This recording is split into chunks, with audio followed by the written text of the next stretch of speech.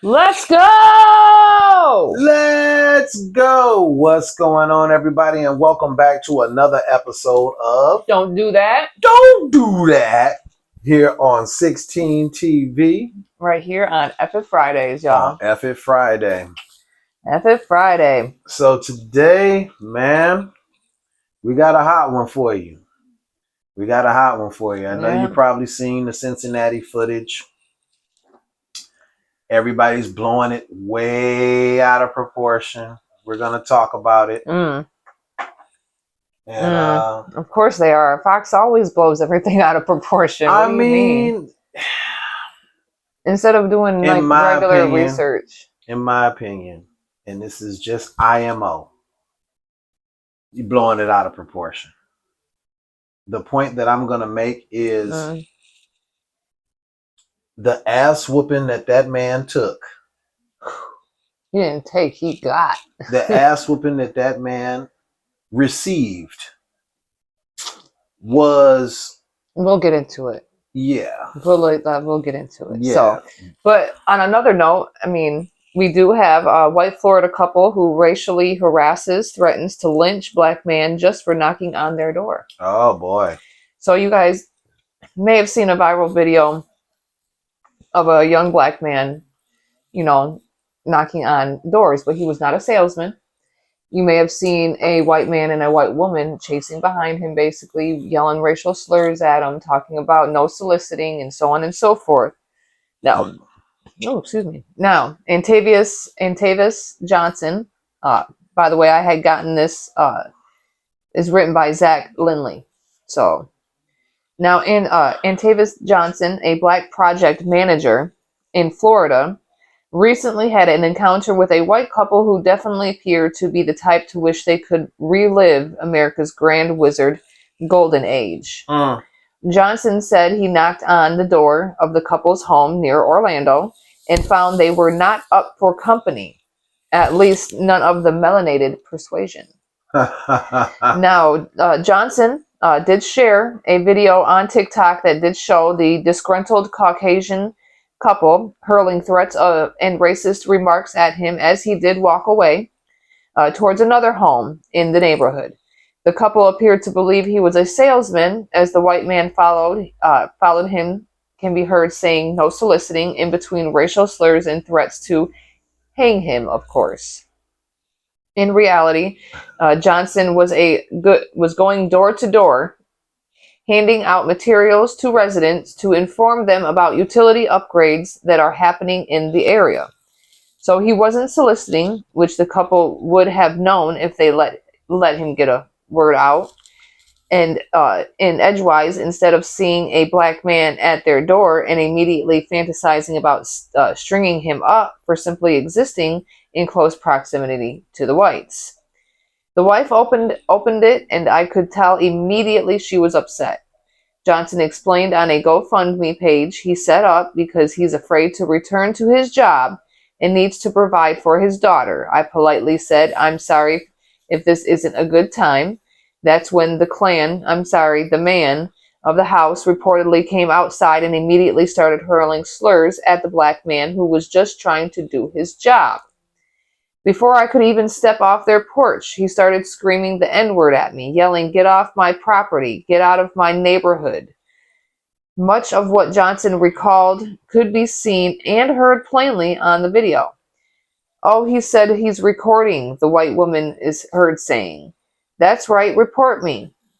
Karen continued, "Get your black ass out of here, mother effer. Stop listening. Get your black ass out of here." The white man can be heard shouting, "Get fucked up. Get your effing ass beat. Mother effer, get the F out of here. Record that shit, come back together. I'll fucking hang your ass now. I hope you show your employers because this is what your employees do," the woman said as her husband continued to shout at Johnson incoherently outside of his free and flagrant use of the N-word. "Dumb effing N-word. There's no truth, and get your black ass the F out of here." Johnson also shared a second video that appeared to show a police officer who acknowledged the couple's hatefulness and racism, but told him no crime was committed. I was terrified for my life. Johnson said, I have a 4-year-old daughter to take care of, and since this happened, I haven't been able to bring myself to go back to work. The fear lives in me now. So to recap, the white supremacists are still among us. People need to understand that every stranger who knocks at your door isn't trying to sell them something. And that even if they are, it's no reason to go full KKK on them. And apparently harassing and threatening to lynch a black man just for knocking on your door is not illegal in the state of Florida. But we're in post-racial America right now, right? Isn't that assault? Isn't that verbal assault? It's a hate crime. I really could care less what anybody believes. Whenever you want to threaten somebody to string them up and hang them, you hurl the N-word like it's nobody's business. Maybe they should go to the little white town in Ozark, Arkansas, and just get out of Florida. No bueno. You guys are disgusting. It amazes it. It's almost sad. reminds me of Emmett Till there. It's God sad. forbid. It's sad. Mm-mm. Now, just on a lighter note, well, not really a lighter note, but it's lighter than the heavy stuff that I have for you later. We got some issues going on in San Diego, California, with Big Worm. I forgot. Big Worm. This up. Hey guys, Web Weaver.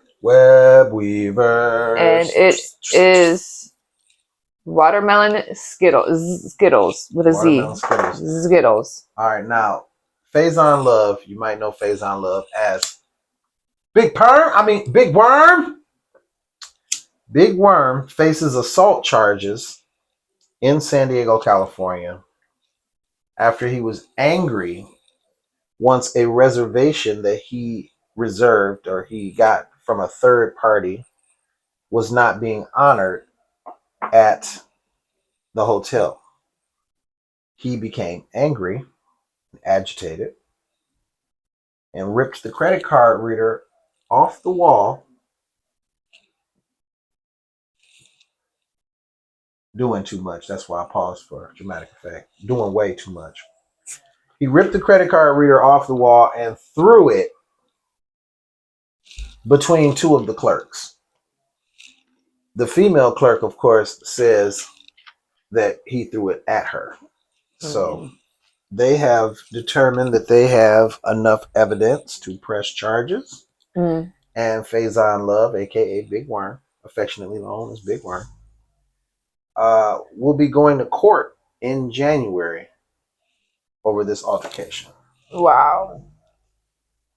Wow. Over a third party situation, so he tried to set up a reservation. So was he charged for it? I'm assuming that he was charged, and you know, you're thinking that the reservation's all good, you're tired, you're ready to That's why you don't go through third party. Right, you're ready to get in your room, and then they are not able to honor your reservation, and you get frustrated. Understandable, you know, you want to, you know, but that's not their fault. Doing too much is doing too much.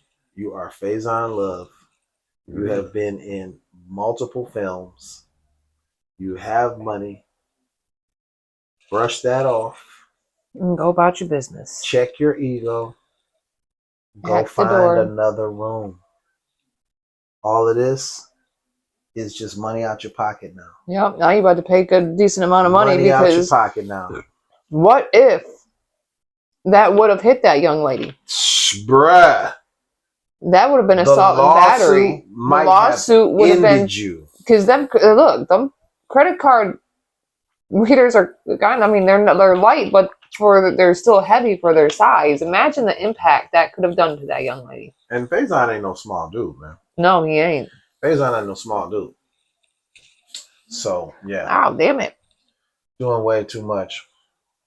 Way too much. Do you want to do your Cincinnati thing? Yeah, I'm gonna do my Cincinnati thing because at the end of the show we still have to cover that base.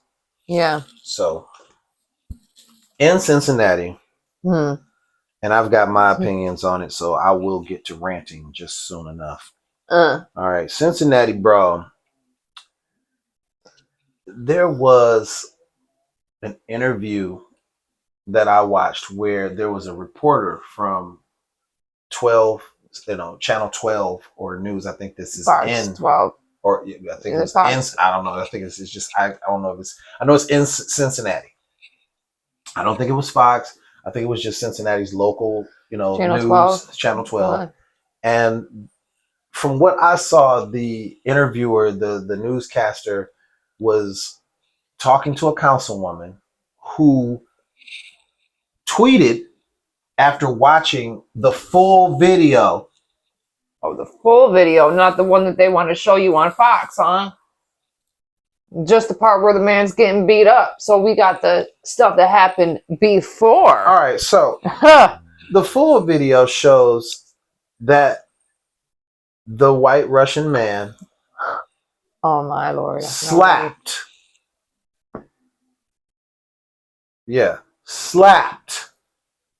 the black man.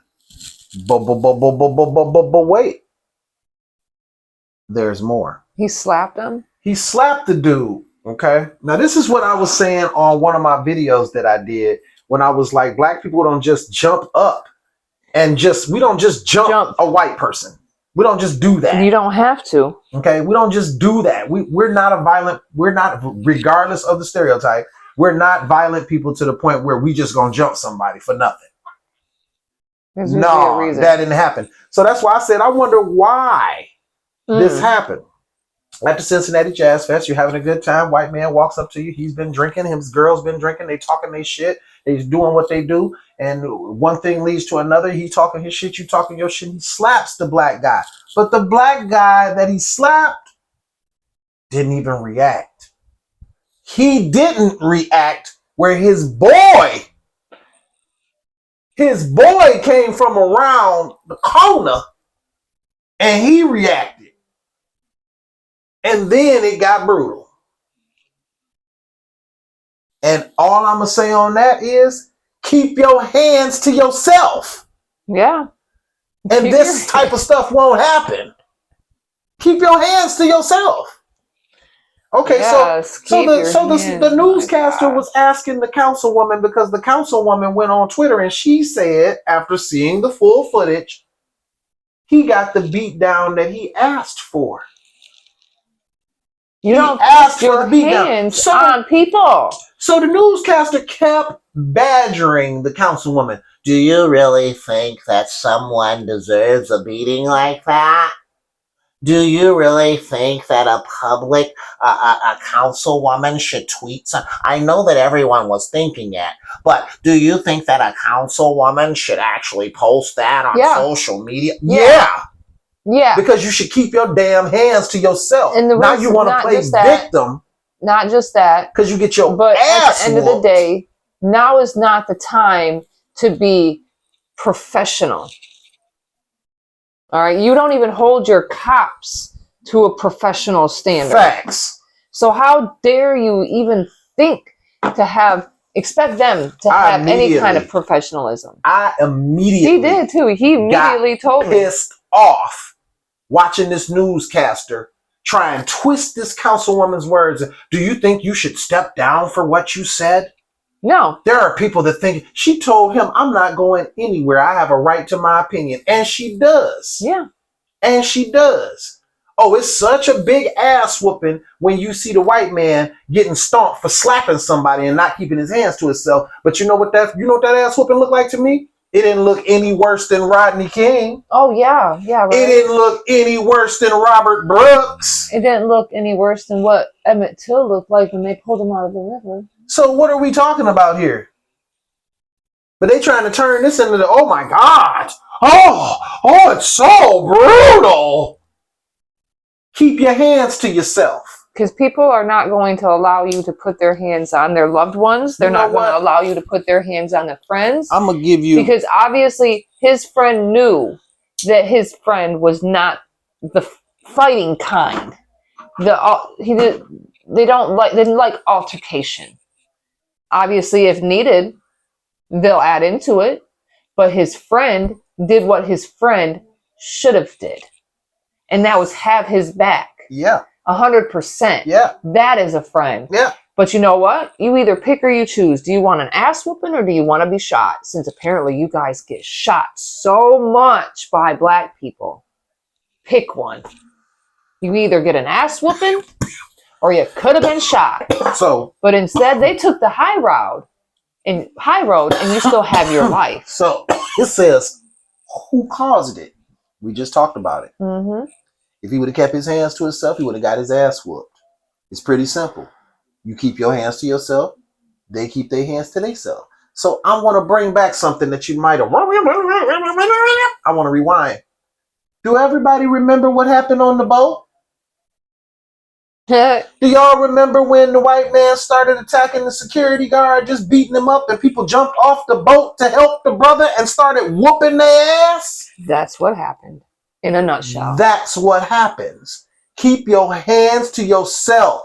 That cup of courage that these Trump supporters is giving you is no bueno. Stop, and you won't get your ass whooped. Every time that a black person is beating up on a white person, do you know what it is? Them defending themselves. Yep. It's never us starting it. It's never us. Let me do the TK Waters. Let me say that one more time. I'm going to say that one more time. It's never us starting it. Let me say that one more time for you. It's never us starting it. If you want us to finish it, obviously my man in Cincinnati figured that out. And so sorry for Holly, the girl who ended up with the shiner that's as black as my skin, and her face is all tore up because somebody popped her. Should have stayed out of the way. Hit the ground. Should have stayed out the way. Should have stayed out the way. Should have stayed out the way. Unless you Clarissa Fields and you see honestly, you see all that at the end of the day, I wouldn't even care if it was her. Not your business. So that is a man's problem. I asked, is it being blown out of proportion? Yes. Absolutely. I said there are lopsided views because absolutely everyone wants to go, oh my God, this is so brutal. This is so brutal. But they don't want to look at the Robert Brooks footage. That's even more brutal. That's worse. I watched it. Because there are police officers committing the crime, beating the hell out of the black person. Rodney King beating was worse. It was more horrific. Want to know why? Because people that were supposed to be protecting us were beating the hell out of a black man. Oh, wait a minute. Watch that footage. Yeah, Philandro. In front of his that 2-year-old daughter. Oh, and then watch the video afterwards that's in the car of the daughter trying to protect the mother. You know what I mean? While the mother is handcuffed in the back. But this ass whooping in Cincinnati is so horrific, right? Out of here. So horrific. Anyways. The man got what he deserved. Okay. Funny. So. Yeah, funny. The murder of Botham Jean. Okay. Now this one was rather interesting to me in a sense. Got what he deserved. So the Botham Jean and Amber Geiger lived in separate apartments in Southside Flats, a 4-story apartment complex located at the corner of South Lamar Street and Powhatan Street, 2 blocks northwest of the headquarters of Dallas Police Department, where Geiger worked as a patrol officer in the Cedars District in South Dallas. The floor plans for each level of the building are mostly identical. Geiger's apartment on the 3rd floor, number 1378, in which she had lived for approximately 2 months by the time of the murder, was located directly below Jean's apartment on the 4th floor, number 1478. On September 6, 2018, Geiger left work at 9:33 p.m. At the end of the 13-and-a-half-hour shift, she drove to the apartment complex, parking her vehicle in the parking garage of the 4th floor at 9:46 p.m. At this time, she was speaking over the phone with her romantic partner who had telephoned her during her journey home in a conversation which lasted until 9:55. She was still wearing her uniform and handgun. Geiger walked to Jean's apartment, which she could later say she thought was her own, although there were prominent visual clues that she was on the wrong floor, including the distinctive red doormat outside Jean's apartment and the absence of a large planter like the one outside her apartment. Attempting to unlock the door, she noticed it was ajar. Although apartment doors at the complex had automatic electronic locks, the one on Jean's door was defective and did not always latch if the door was not closed forcibly. She entered the apartment and found Jean sitting in his living room, eating ice cream, unarmed, with his laptop open and turned on. Although their apartments had the same floor plan, Jean's apartment had more furniture, including a coffee table and ottoman in front of the couch, and his television was substantially larger. Geiger fired her handgun twice at Jean, striking him in the chest. She would later testify that she believed him to be an intruder and that she feared he would kill her. Geiger telephoned 911 at 9:59 p.m. Jean was taken to a nearby hospital where he died from his wound. The Texas Rangers investigated the shooting, which led to Geiger's arrest 3 days later. Geiger was initially charged with manslaughter, but was later charged with murder. The initial charge of manslaughter and the racial aspect of the shooting resulted in protests in the following days. The Dallas Police Department placed Geiger on paid administrative leave after the shooting. The department fired her on September 24th, 2018. Now, one, she should have never been charged with manslaughter in the first place, or even gone after. It should have been murder. All right? One, you just got off of work. You weren't drunk. You were sober. Right? So there was nothing in there to keep you from any, like, okay, got confused, because, all right, respectfully, I would understand if that was the case. Like they said, you didn't pay attention to the big plant thing that wasn't there that was yours. You open up the front door and you see stuff that's absolutely not yours. And you immediately pull it out and shoot. Talk about you feared for your life. No. You didn't fear for your life. Because you made a willingly ignorant move. A man died because you swore that you thought you went to the wrong apartment. And how it was trying to be worded as if, well, there could have been this problem because the floor plans are the same. No, absolutely not. You have lived there for 2 months. Not long, okay? But I promise you, you're still going to know the setup of your home and what you own. All right? You are going to know that, hey, I live on the 4th floor. Again, you weren't drunk. You were sober. So, you knew what you were doing. I hope you rot in prison and never get out. Because that was a BS excuse for you to even try and use. Into that apartment complex, that's not a good show for you, bro. You do not keep your people safe. Now, I'm going to do an experiment when I go to work tomorrow. I'm going to find out if anyone knows about the Cincinnati Brawl. And in the same breath, I'm going to ask if people know who Shiloh Hendrix is. Because the one thing I'm noticing is that we reported on Robert Brooks when Robert Brooks was killed while handcuffed, choked, slammed, beat to death. Choked on his own blood. By police officers. What was it, 14 of them? There's a total of 14. Okay. We reported on that. But when I went to work and talked to my coworkers, they really didn't know anything about it. No. When I talked to my coworkers about Shiloh Hendrix, no, they knew who she was. A couple of people knew, but either they really didn't know, or they didn't really want to be talking about it because it's embarrassing to their race, right? Which is a problem. And therein lies the problem.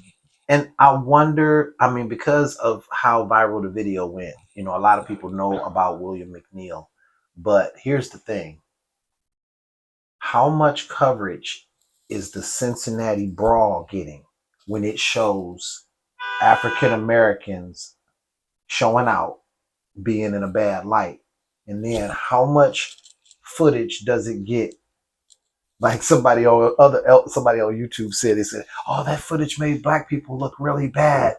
And the brother that was doing the podcast, he said, it kind of made me chuckle. He said, "No, it was making black people look like white people because white people attack people all the time." Yeah, they do. And before you try to throw percentages out there on all this other nonsense, look at the difference in numbers between the majority of white people to the non-majority of black people. And when you start doing those percentages, like your little math brains think that you know what you're doing and all that stuff, the percentages are obviously going to look a little bit bigger on the minority side because there are less people than there are white people. But you know what they're going to do to you? You know what they're going to do to you? Oh, they try to gaslight and do all sorts of stupid shit. Whatever makes MAGA correct or whatever makes Trump a hero, ignoring the pedophilia and everything. Like that fake shot, like that fake assassination. Oh my God. Wait till that comes out. Wait till that comes out. Assassination. I'm sure that's going to come out. I'm sure, allegedly. But I'm sure that was a fake assassination, bro. Yes, it was. But it was absolutely. It helped him win the election. It really did. Stephen A. Smith said that. But yeah, yeah. So I'm gonna do a experiment, and I'm gonna see how many people know about the black people showing out, and how many people know about the white people showing out. And I bet you they know more about the Cincinnati Brawl than they know about anything else. Exactly.